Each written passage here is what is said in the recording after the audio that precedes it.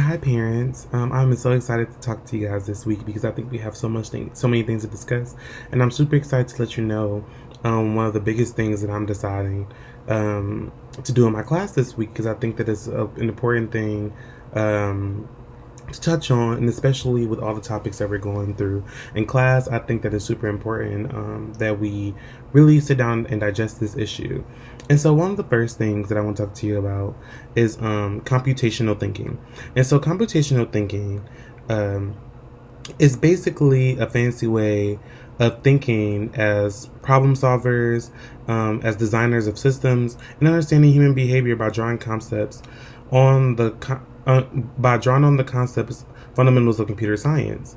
And so it's very, very important that we are looking at this because it drives the innovators of today to become more productive and to think of technology as a more rich society, because it's imperative for students to engage in computing ideas, especially grades K through 12.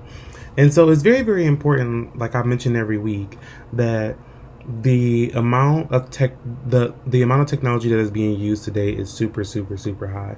And so that we have to make sure that we're developing these things for the students, and that we allow them to create and design and develop technologies, tools, or systems that will be instrumental in advancing in any future field, because it's important that these students are able to, because they're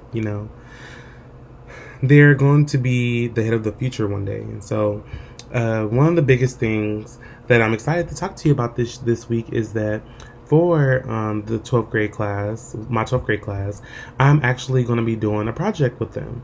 And so basically what we're going to do is we're going to try to find ways to solve problems through computational thinking.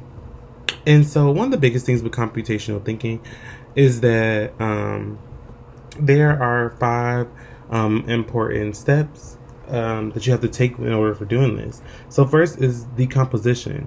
So breaking down the problem in systems and trying to find the smaller issues and the more manageable components so that you can be able to go through these issues. Then gathering and analyzing data. So including data, collecting and storing and representing information in a way that can be understood by a computer to help us recognize patterns and make predictions and communicate important ideas. Also, abstraction. So reducing complexity by focusing on the main idea in a way that allows one to focus on the problem at hand.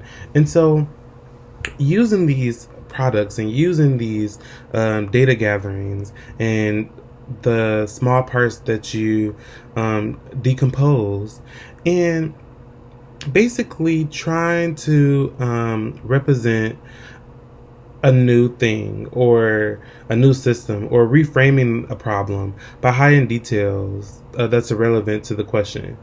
And so I think that's super, super important, because when you're thinking about these ideas, you don't want to be dragging in things that you can't control or things that just seem very not important. And so it's important to get to significant ideas. And so also too, like algorithm design.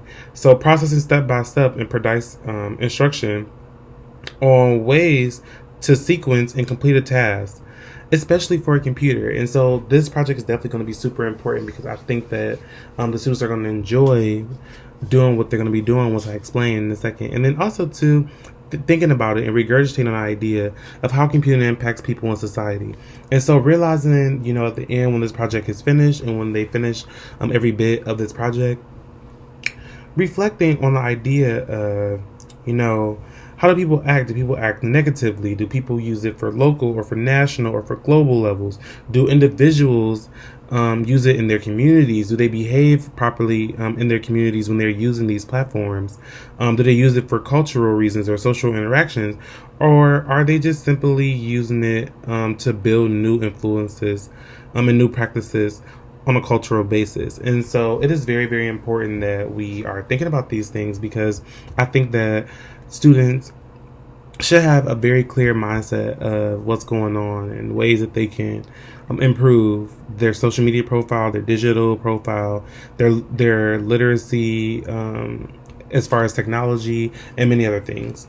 So this week in my class and my lesson plans, we're going to focus on Shakespeare because this is Poetry Week. And so this is super important because Shakespeare is a very difficult poet, and Shakespeare was written, back in the 1800s. And so for a lot of students, this is going to be very new to them as far as the language, as far as the dynamic of the poems, and being introduced to new things such as sonnets and haikus, and just really thinking through the types of poetry and how to interact with these kinds of poetry, because poetry is a very complex idea too, and based off of the way you read it, you can get many different definitions or many different meanings of it. And so one of the biggest things that we're going to do in my class is, first, we are going to look at 2 Shakespeare poems. And what I want the students to do is I want them to dissect the poem. So we're going to go in the decomposition phase. So we're going to decompose these poems. We're going to take each line of the poem and we're going to translate it. And so this is very important because they're going to use technology to do it. So basically they're going to go in, they're going to have a 2-sided paper. One's going to say what I think and what it says. And so they're going to translate each line for what they think, and they're going to say, okay, this is what I think about this line. This is how I translate it. Then they're going to go into Google and they're going to go into Spark Notes or Clip Notes or anything like that, and they're going to actually go in and reread the poem again and look at it from a more translated perspective of what they think it should be translated into in modern day English. And so this is important because, once again, it is giving them ideas of breaking down a problem or a system and making it more manageable and trying to figure out what components stand out and what components don't. So secondly, they're going to gather information. So at this point, I'm going to require them to go online and make a digital glossary. And so they're going to go, like for example, if they have the word thou, then they would go in and they would, Google thou, and then they would know that another meaning for thou in modern day English is you. And then so they would basically, talk about its origins in Old English, if it was used in another context in a different century, in ways that it is being used now. And then they have to make an example, so they're going to take examples from the poem and use like one of the lines so they can understand what it means. So then abstraction. So how are we going to deal or reduce the complexity of this idea, because it's still a very complex idea?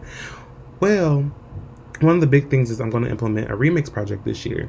And so the remix project will basically touch on a recreation of Shakespeare, but in the modern day.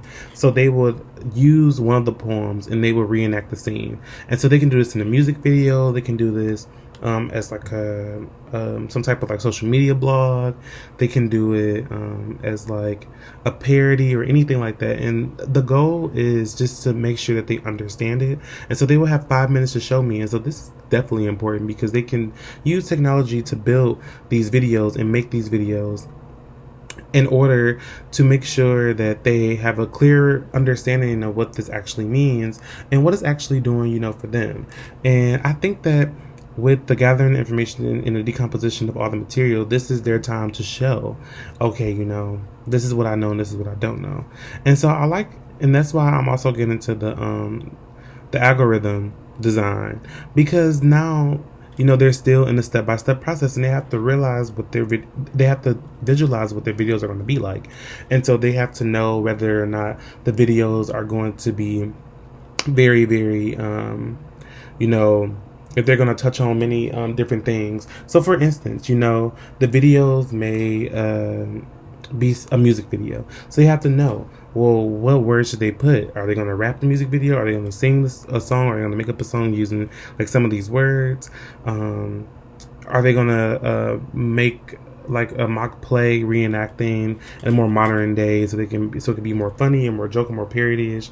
It can be a satire. And so I think that like having these processes and like thinking about like, in these 5 minutes, what could you put to let me know that it's in there is very, very, very important, and something that students should be able to think through, especially when using technology, because they're going to be building this over the computer. And so there's going to be so many different avenues that they can focus on. And so that's why I think that that's super important. One of the biggest things at the end is how computing impacts people in society. And so now that they've done all this, they're going to have to write a reflection paper at the end. And the reflection paper is basically going to discuss what did they learn about working with these different types of things. And so, for instance, they're going to talk about the process in which, they dissect the poems and like what they thought it meant versus like what they found thought it meant, and how like these things are important, and how technology basically is a way to understand different cultures, different identities, different societies, the behavior of people. It's a way to social interact with people. It's a way to influence new cultural practices. And, it also is very important to understand the social implications of the digital world, including equity and access to computing, because a lot of people don't have access to these materials.